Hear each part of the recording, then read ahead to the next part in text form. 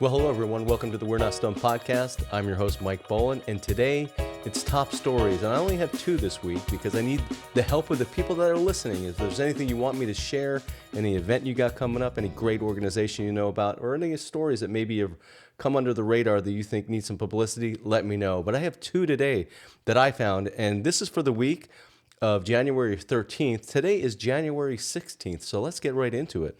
The first headline that I found, shark attack survivor seeks help from the community to receive critical device. There's actually a term for the critical device they need. This comes from News Channel 7, WJHG, and it's courtesy of Mia Hernandez. That's who wrote the story. So this came out of Watersound Beach, Florida. On June 7th of 2024, Elizabeth Foley was vacationing at Watersound Beach with her family when the unthinkable happened. She was attacked by a shark.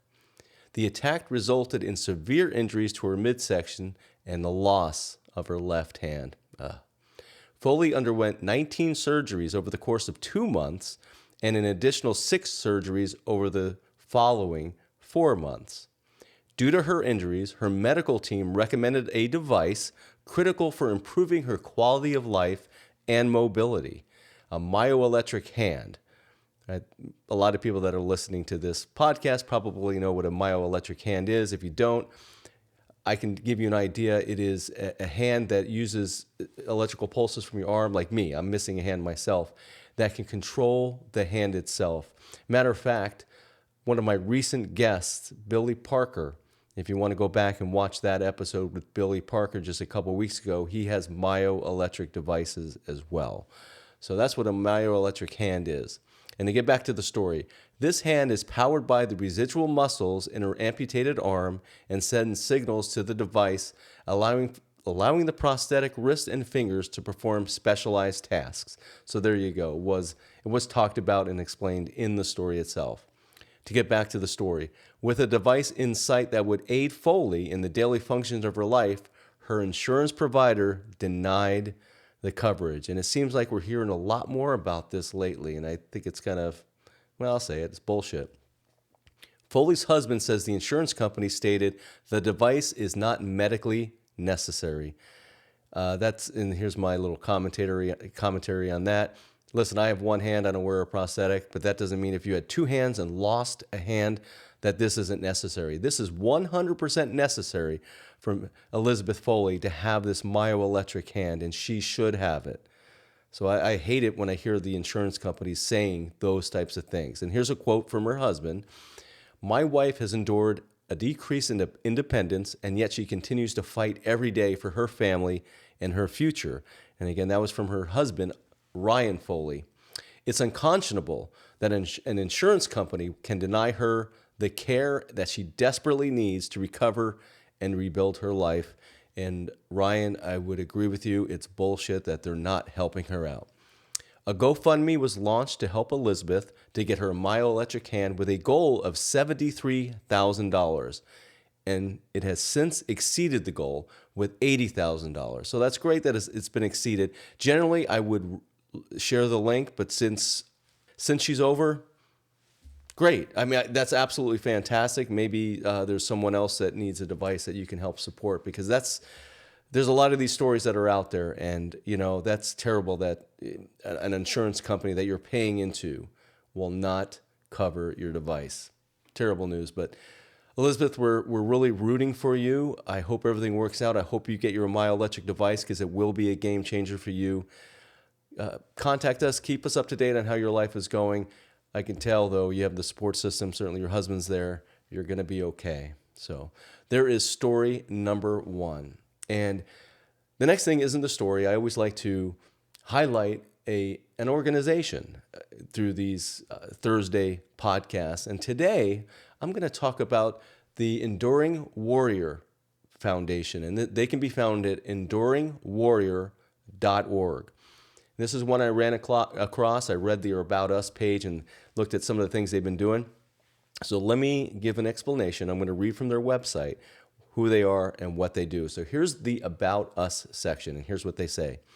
Operation Enduring Warrior is a veteran-founded nonprofit 501c3 whose mission is to honor, empower, and motivate our nation's wounded military and law enforcement veterans through physical, mental, and emotional rehabilitation.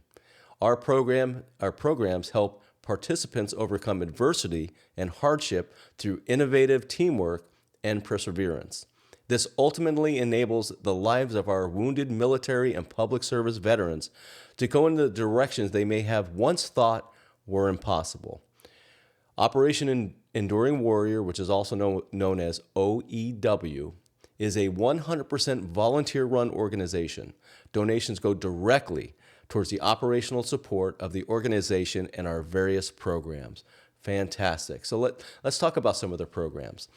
They have a few listed on the About Us page. Again, they can be found at enduringwarrior.org. So if you want to donate, find out more about them. Maybe you know someone that can use their service or services, or maybe you can volunteer. Go to enduringwarrior.org. So one of the things they list is adventure. OEW expanded our programs in 2018 to include adventure. This encompasses many facets of endurance and physically rigorous challenges. The OEW Adventure Program answers the call of those wounded veterans who choose to push longer and harder than our typical athletic events. With activities such as rucks, mountain climbing, multi-day biking tours, and more, OEW strives to provide safe and challenging activities and adventure and personal satisfaction towards setting even higher goals and breaking the barriers of adaptivity. They have archery, they have other athletic events, they have skydiving, they have something called the Warrior's Voice, and let me explain to you what this is. Designed to create interaction between wounded veterans and the community, we send our heroes to public speaking courses in order to increase their comfort level with engaging large crowds and obtain a new lifelong skill. They can then engage public speaking opportunities with schools, communities, and veterans groups, plus corporations and news outlets, and any other charitable organization. That is fantastic. They really have a lot of great things going. I'm going to hit their events right now. Their events page, to give you an idea, they have something listed on their events page called the OCA-led event, and that's going to be Saturday, this weekend, January 18th. And what it says here, the event is, we are cheering on our amazing OCA, Alan, our amazing OCA, his name is Alan, as he takes on this challenge. Who else is joining him? If you happen to be in the area, and I don't know exactly where they're at, you know what? Give me a second. I'm going to hit it. They are in Leesburg, Virginia. So if you happen to be in the area, and I think that's where this particular event is, go out and support them. So let's talk about another event they have listed here, Operation Enduring Warrior. Yeah, let's talk about this one. This is the Operation Enduring Warrior, the 2025 Gala. And that's going to be on February 22nd at 6 p.m. And the information can be found on enduringwarrior.org under the events. And this is going to be held at 600 Founders Bridge Boulevard in Virginia. For this gala, it says, join us at the OEW event of the year, featuring dinner, a silent auction, guest speakers, and a special guest musical star, Chris Hammock. This will be a night not to miss. So if you're in Midlothian, Virginia, or around that area, I highly recommend that you support Operation Enduring Warrior by going to their gala, which is going to be February 22nd, 2025 at 6 p.m. I'm looking at their URL, which is enduringwarrior.org. Hey, at the end of the day, that's the most important thing I can communicate to you, especially if you're listening to this podcast. But they are known as Operation Enduring Warrior. Go out and support them. So that is the headlines, the two for this week. The week of, January 13th. Again, today's January 16th.